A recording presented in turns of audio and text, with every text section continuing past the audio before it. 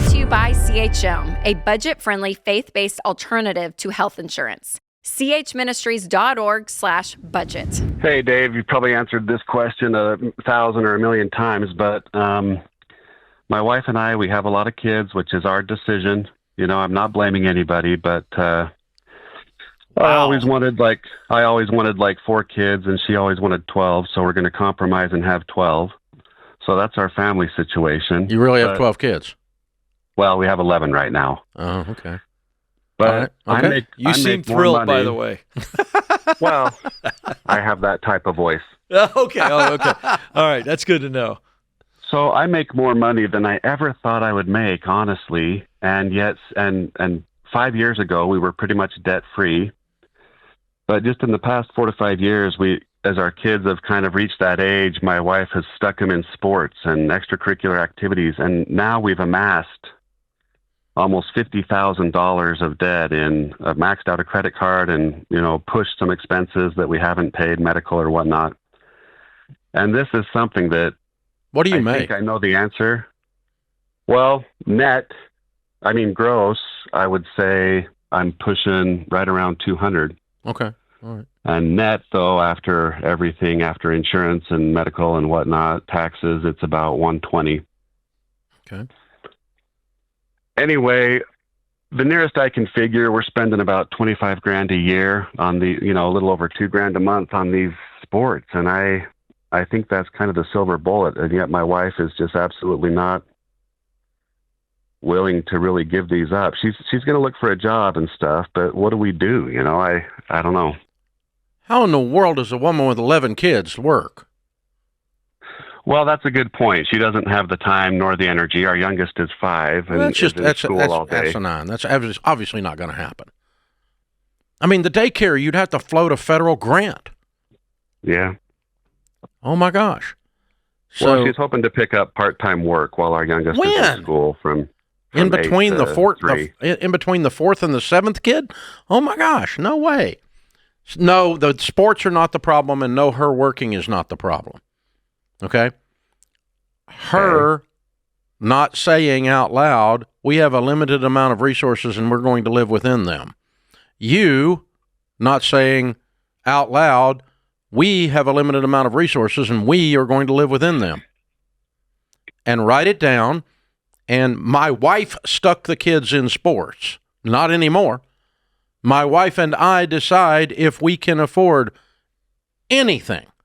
And then it goes on the budget, and then and only then do we do it, because we both looked at the overall picture like 2 grown-up people and said, we chose to have 11 kids, and we have to manage $200,000 to feed them and not go in debt, because going into debt continuously is not sustainable. Duh.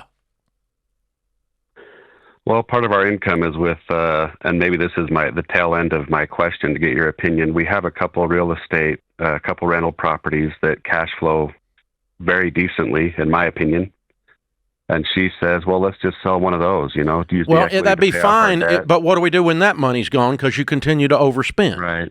Yeah, that's my position. Yeah, you can't, it's not sustainable. What you're doing is not sustainable because your system sucks. You don't have one. Yeah. I like that word. I've been using that a lot the past couple of years. The system doesn't work.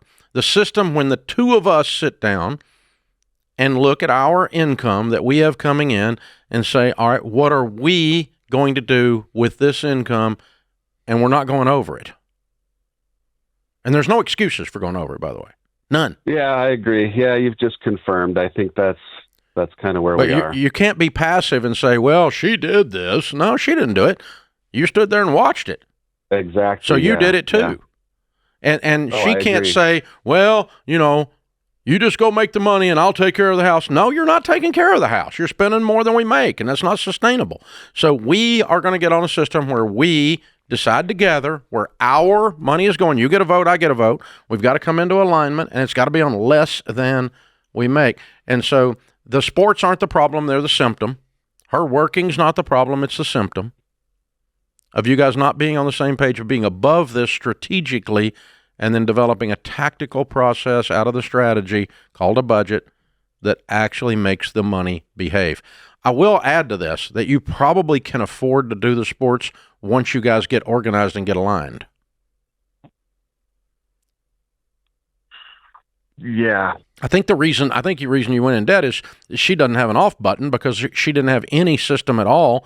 There's no governor on this at all. And so she's just going. Yeah, I don't believe that all $50,000 of the credit card debt is 2 years worth of sports. Is that what you're telling us? Because you actually called it the silver bullet. 5. Yeah. It's about 5 years? Well, yeah, we spend about $24,000 a year on sports programs. Right. Well, the other question I was going to ask you, now, because you're on the phone and because I'm a man, I'm going to ask you this. Would you have worded the opening question the way you worded it if your wife had been on the call? Meaning saying that she's got the kids in sports? Yeah, it was all about her. Here's what it sounded like. It was, forget your voice, because you already gave us an excuse on the voice. The voice sounds like you're beat down and like you've just thrown in the flag and you're having no real communication with your wife. That's what it sounded like. But my question is, it's a real question. Would you have said it that way? I wanted 4, she wanted 12, so we're doing it.